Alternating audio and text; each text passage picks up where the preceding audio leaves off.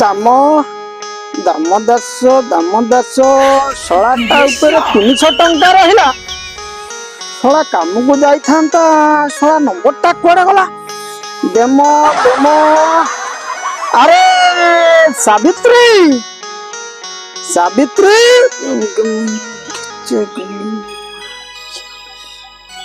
ହେଇଟି କଣ ପାଇଁ ଡାକୁଥିଲା କି? ମୋ ପାଇଁ ଶାଢୀ ଆଣିଦବ ନା ଚୁଡ଼ି ଆଣିଦବ? ମାଇକିନା ଶାଢୀ ଚୁଡ଼ି ସକାଳୁ ମୁଁ ଏକର ସେକର ମୋ ତଣ୍ଟି ଶୁଖିଗଲାଣି।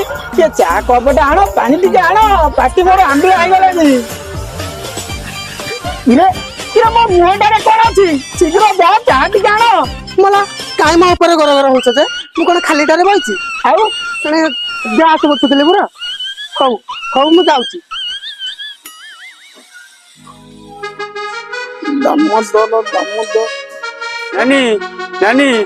ନାନୀ ହେଇଲୋ ଭାଇ ବଇଛନ୍ତି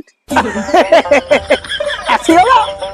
ହଁ ତମର ତ ମାସକୁ ଥରେ ତମ ଭଉଣୀ କଥା ମନେ ପଡୁଛି ଆଉ। ମନେ ପଡିବନି କେମିତି? ନାନୀ ଅଛି ନା କହିଲ? ହଁ ନାନୀ ତମର ଭିତରେ ଅଛନ୍ତି। ସାବିତ୍ରୀ, ଆରେ ସାବିତ୍ରୀ ଆସ ଦେଖିବ, ଆସ ତମ ଗୁଣମତ ହେଲେ ହେଇଲେ ମୋ ଭାଇ ଆସିଲାଣି। ଆଉ ଖାଇଛୁ? ନାଇଁ ପରା, ସକାଳେ ନାନୀ କଥା କାହିଁ ଖାଇ ହେଇଟି ଗଲ ଟିକେ ମଟନ ନେଇ ଆସିବ। କଣ ଶଳା ମାଇକିନା ମତେ ମାଇଲା ପକେଇକି। ଓ ବାବୁ ଏଟା କଣ? ଭାର ନା ରେ ସାବିତ୍ରୀ ଭାର? ପଣସ ନାହିଁ, ନଡିଆ ନାହିଁ, କଦଳୀ ନାହିଁ, କିଛି ବୋଲି କିଛି ନାହିଁ। ଏଟା କଣ? ଏଇଟା ଅଙ୍ଗୁର 200 ଆଉ ବାଡି ନଡିଆ ଗୋଟେ। ବାରି ନଡିଆ କିରେ? ନଡିଆ କାହିଁ, ପଣସ କାହିଁ, କିଛି ବୋଲି କିଛି ନାହିଁ। ଆଉ କଣ କାହିଁ? ହେଇଟି ସେଟା ତମେ ଆଣିଦବନି? କଣ ମୁଁ ଆଣିବି? କିରେ ମାଇକିନା ତୋର ତ ବହେ ବହକ।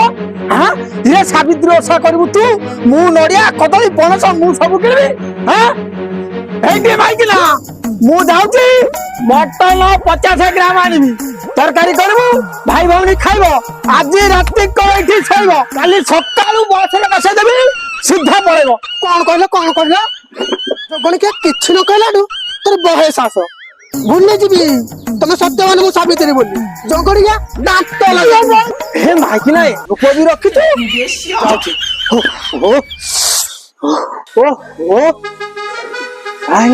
ପଳେଇଥାନ୍ତା, ସକାଳେ ବିହୋଗ ହେଇଯାଇଥାନ୍ତା। ଯାଉଛି ହେଇଟି ଟିକେ ବସ। ଏଇନା ରାଗିଥିଲୁ, ଏଇନା କଣ ଏତେ କଣ କଥା?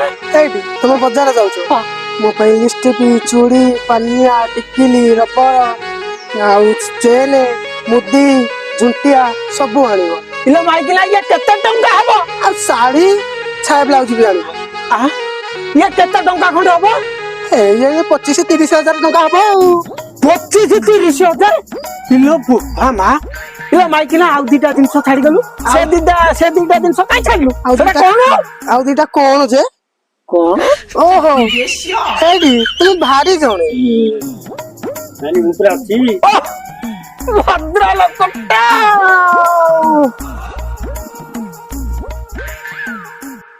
ହଉ ଭାଇ ଗଲେ, ଆଇଲୁ କୋନ ଦିଟା ଆଗ ଖାଇଦବୁ।